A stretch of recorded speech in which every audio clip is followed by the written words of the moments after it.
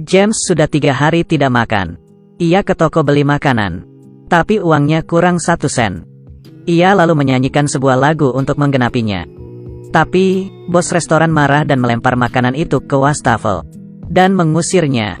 Karena kedinginan dan lapar, ia mencari tempat untuk tidur, tapi tidak menemukannya. Akhirnya, ia bertemu temannya. Temannya mengizinkan ia tidur di mobil dan memberinya sesuatu. Ia tidak berpikir panjang. Esok paginya, pemilik mobil datang. Temannya segera kabur, tapi James tidak bangun meski sudah dipanggil. Saat bangun, ia sudah di rumah sakit. Melihat dokter rehabilitasi, ia merasa sangat bersalah. Dokter memberikan banyak nasihat dan memberinya kamar di pusat rehab. James yang luntang-lantung di jalan, akhirnya bisa tinggal di kamar itu dengan tenang. Ia melihat perabotan di kamar itu dan air panas di dapur. Ia sangat terharu. Malam pertama di sana, James kedatangan tamu spesial. Seekor kucing masuk ke kamarnya lewat jendela dan mencuri serealnya. James dengan senang menyambutnya, memberinya makan, bahkan tempat tidur. Ia berencana mencari pemilik kucing esok paginya. Besoknya, James mengelilingi rumah di sekitar sana, tapi tidak ada yang kehilangan kucing. James akhirnya melepasnya. Ia mulai mengamen di jalan, tapi diusir pemilik toko di belakangnya. Kebetulan ayahnya lewat situ. Ayahnya menyapa James dengan hangat, tapi ibu tirinya sangat menyebalkan. Tak lupa, ayahnya menyelipkan uang. James yang kecewa pulang ke rumah. Si Oren rupanya sudah menunggunya di pintu. Dengan luka di kakinya, James tidak tahu harus bagaimana. Ia mencari tetangganya, Betty. Betty menamai kucing itu, Bob. Betty mengira luka Bob sudah menjadi infeksi, jadi harus segera diobati. Betty menyuruh James membawanya ke dokter hewan. Setelah diobati, Bob harus minum obat. Dokter menyuruhnya ke kasir untuk menebusnya.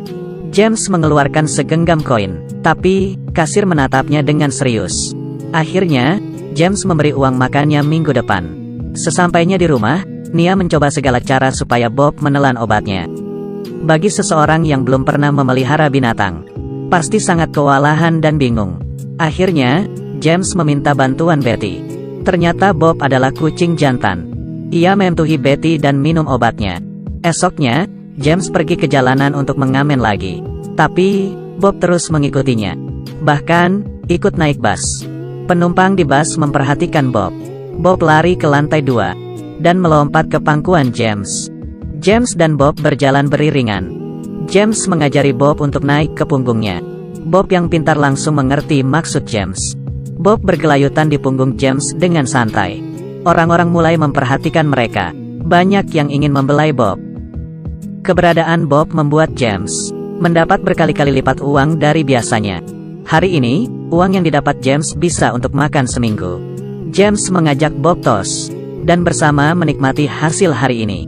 Tapi, James tak mengira kehadiran Bob akan mengubah hidupnya untuk selamanya. Keberadaan mereka mulai diperhatikan masyarakat sekitar. Bob yang lucu dan menggemaskan membuat siapapun ingin mendekat dan mencubit pipinya yang bulat. Wanita ini ingin foto bersama Bob. Anak-anak juga sangat mengidolakannya. Bob juga mendapat kado Natal pertamanya, yaitu syal biru kecil dari seorang penggemarnya. Bahkan, hubungan Betty dan James mengalami peningkatan. Betty ingin mentraktirnya makan malam. Malamnya, James membelikan Bob makanan kucing di supermarket, juga bunga untuk Betty. Tapi, di jalan pulang, ia melihat temannya terkapar di tangga. Ia dan Betty segera menyelamatkannya. Tapi, teman James akhirnya meninggal. Hal ini membuat Betty sangat sedih, karena kakaknya juga seorang pecandu dan meninggal overdosis di apartemen ini. Hal ini membuat Betty sangat benci dengan pecandu. James yang juga pecandu memutuskan untuk merahasiakan jati dirinya. Betty mulai menyukai James. Bahkan mereka merayakan Natal bersama dan bertukar kado. Betty yang senang memeluk James. Melihat mereka, ekspresiku sama dengan Bob. Hari ini, Bob dan James mengamen di jalan seperti biasa. Tapi, ada seorang pria brengsek yang membawa seekor anjing yang mengencingi tas James. Masyarakat yang melihatnya emosi. Kekacauan pun terjadi. Polisi segera datang dan menghentikannya. Tapi, mereka hanya menangkap James. Bahkan melarangnya menyanyi di jalan selama 6 bulan. James yang frustrasi ke apotek dan minum obat rehabilitasi. Kebetulan, Betty juga di sana. Betty lari keluar. James ingin menjelaskan, tapi Betty sangat kecewa. James yang dilarang mengamen mencari cara untuk bertahan hidup. Ia mencari pekerjaan di kantor majalah. Meski hanya boleh jualan di satu tempat, penampilan mereka yang unik menarik banyak pembeli. Banyak yang ingin foto bersama. Bahkan wartawan juga datang memotret mereka. Tapi, hal ini membuat penjual majalah lain iri. Karena James mematikan rejeki mereka. Rekan kerja James mulai mencari masalah.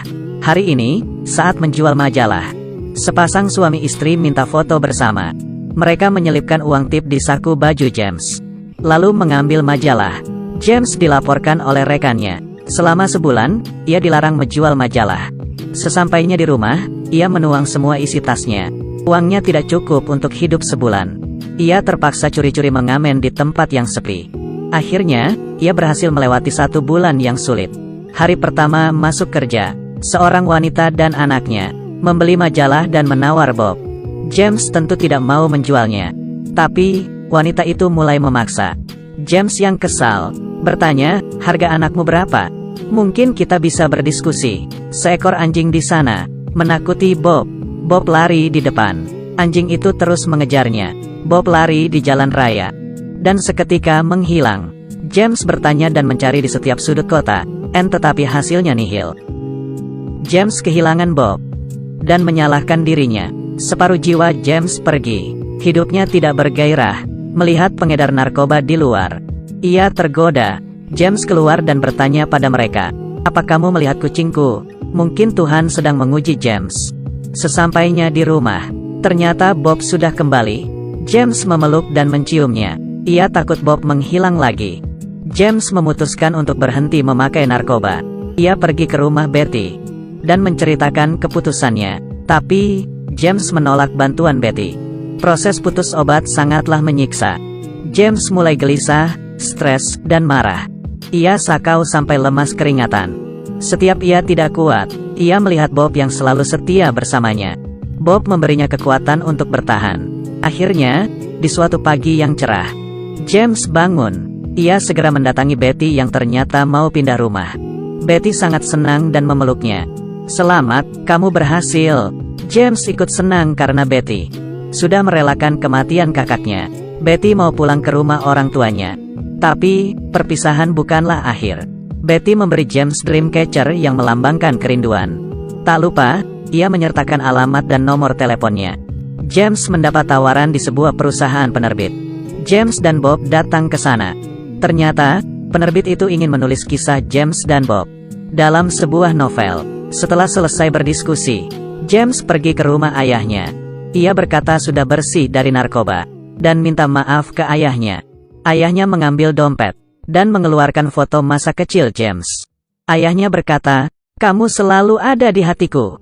Aku hanya merasa bersalah. Tidak bisa menjadi ayah yang baik untukmu. Yang harusnya minta maaf itu aku." Tiba-tiba, terdengar suara teriakan ibu tirinya. Ayahnya menjawab, "Aku sedang berbicara dengan anakku, Dot dan cucuku." Tak lama, novel James dan Bob diterbitkan. Masyarakat mengantre memenuhi jalan. Betty juga datang dengan penampilan terbaiknya. James mengenali beberapa pembeli novelnya. Ia berterima kasih kepada mereka. Setiap orang punya kesempatan kedua untuk memulai. Tapi, tidak semuanya bisa menggenggam kesempatan itu.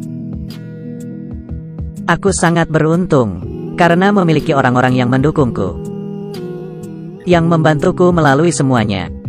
Kamu hidup tidak sendirian, akan ada seekor kucing, seekor anjing, seorang kawan, atau binatang lainnya yang akan membantumu. Pria yang membeli buku ini merupakan James yang asli. Bob di film ini adalah Bob yang asli.